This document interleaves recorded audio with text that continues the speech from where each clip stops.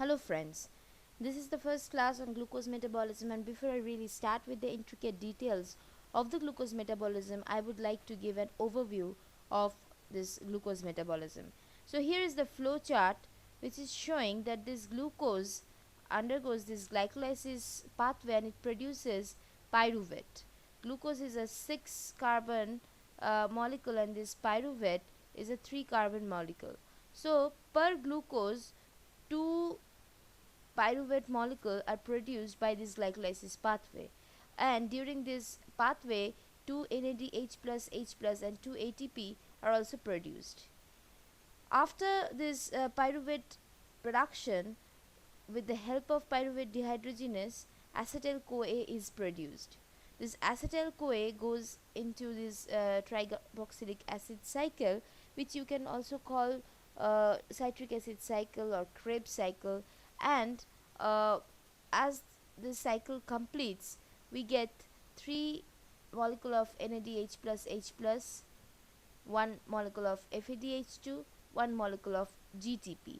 Now this NADH plus H plus and this NADH plus H plus from the TCA cycle and this FADH2, these all works as the cofactor of the dehydrogenase enzyme, and all of this goes straight into the electron transport chain within this mitochondria to produce ATP. Alright, so this is the process in which glucose produces ATP,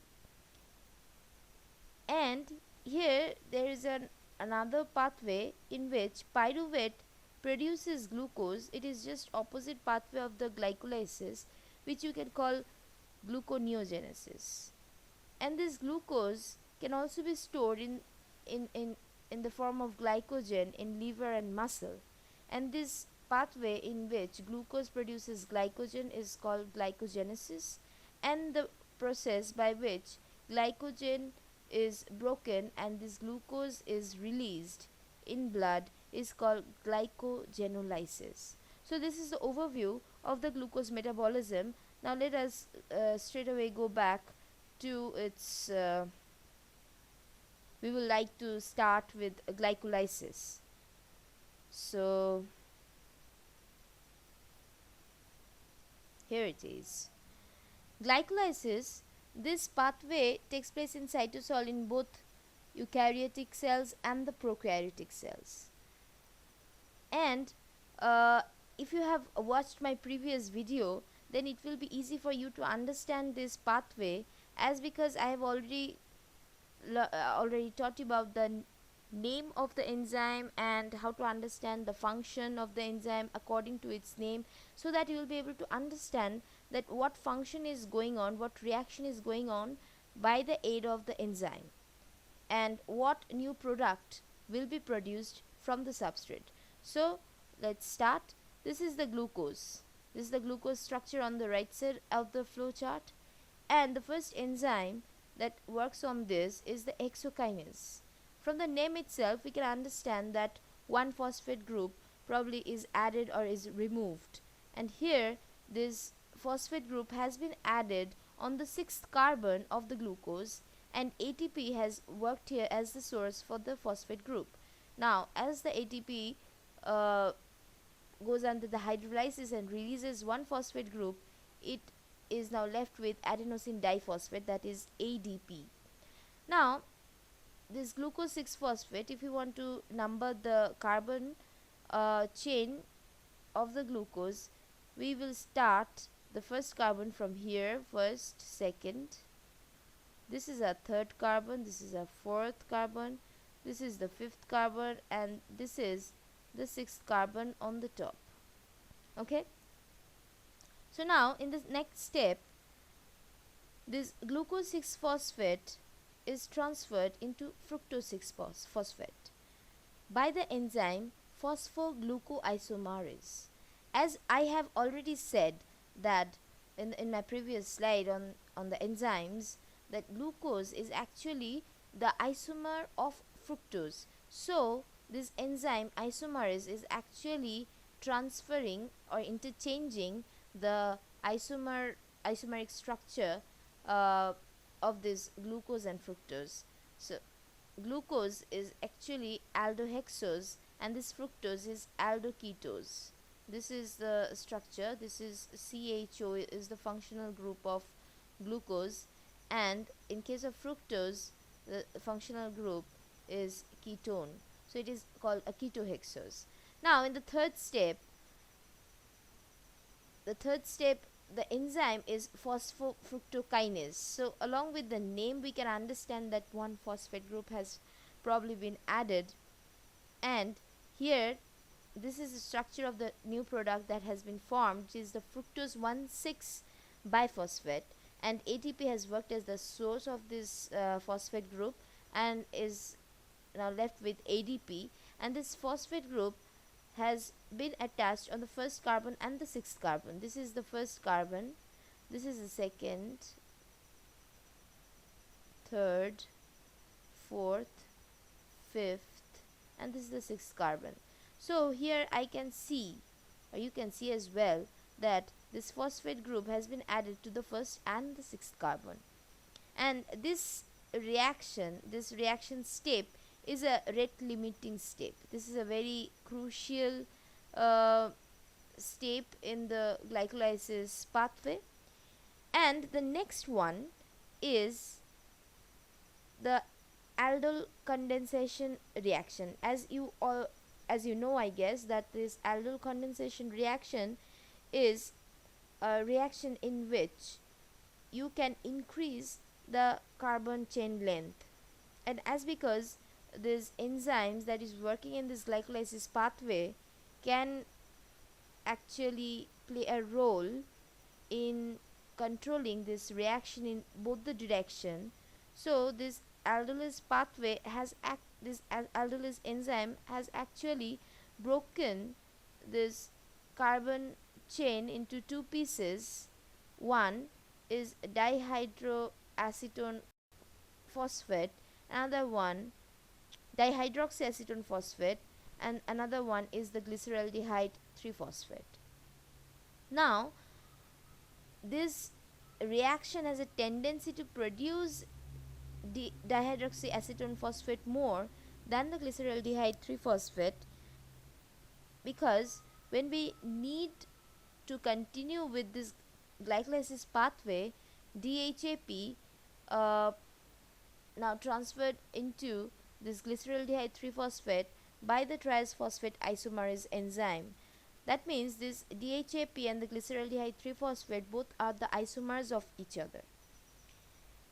And now when we want to continue this reaction, the DHAP has produced this glyceraldehyde 3-phosphate, and this glyceraldehyde 3-phosphate now produces 1,3-biphosphoglycerate, and the enzyme here is the glyceraldehyde 3-phosphate dehydrogenase.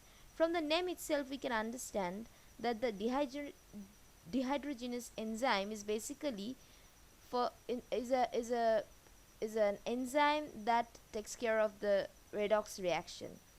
Dehydrogenase hydrogen has been removed from the substrate, and NAD plus had been working as the cofactor of the enzyme, which will take the hydrogen that had been taken out from the substrate and produces NADH plus H plus, and it will straight away go into the electron transport chain. And here one inorganic phosphate has also been added on the product. So here is the structure. This was the structure of the glyceraldehyde 3-phosphate. This was the third carbon, and this new product where the first carbon and the third carbon is with the phosphate group. Here is the phosphate group, this is the first carbon, and this is the third carbon, this is the second carbon. So from the name of the product we can understand that the phosphate group has been added on the first and the third carbon by the help of this enzyme glyceraldehyde 3-phosphate dehydrogenase, and the hydrogen that has been taken out is this hydrogen, and after the hydrogen has been taken out, a phosphate group has been added in place of this hydrogen. So now in the next step, this 1,3-biphosphoglycerate molecule produces 3-phosphoglycerate, and the enzyme here is responsible is a kinase enzyme. And here this first phosphate has been removed from the product. This is the third phosphate that has been removed from the substrate, and this is a new product which has got only the phosphate group at the third carbon, and this phosphate group that has been taken out has been added to the ADP, and now a new ATP has been produced. This 3-phosphoglycerate now produces 2-phosphoglycerate by the enzyme phosphoglyceromutase. As I have already said in my previous video, that this mutase enzyme responsible for transferring the group from one carbon to another carbon in a carbon chain. So initially it was in this phosphate group was in the third carbon position, now it is in the second carbon position. The next one is where this 2-phosphoglycerate produces phosphoenol pyruvate, and the enzyme responsible here is the enolase enzyme. As I had said previously, that this enolase enzyme basically takes away the water from the substrate and produces a double bond in between the two adjacent carbon. The enolase enzyme has taken out this hydrogen and this hydroxyl group from these two adjacent carbon and has produced a double bond in between them, and this H and OH together has formed this water molecule. Now this phosphoenol pyruvate produces pyruvate, and it gives away its phosphate group from the second carbon, and the enzyme responsible here is the pyruvate kinase, and this enzyme takes this phosphate group and adds it on the ADP and produces ATP.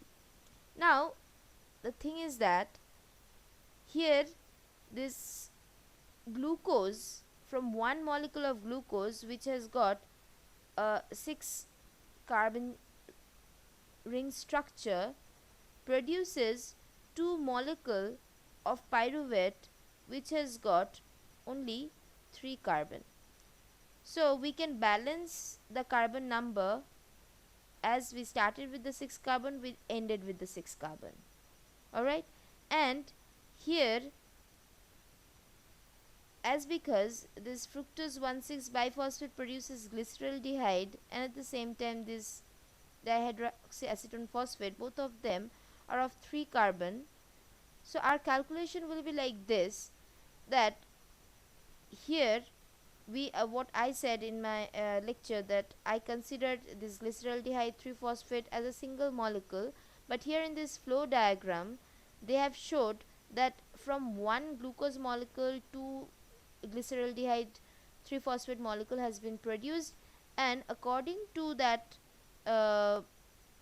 number of molecule they have added 2 beside every NADH plus, H plus and ADP and everything, because they have calculated according to the number of the glyceraldehyde 3-phosphate which they have considered as 2 molecules.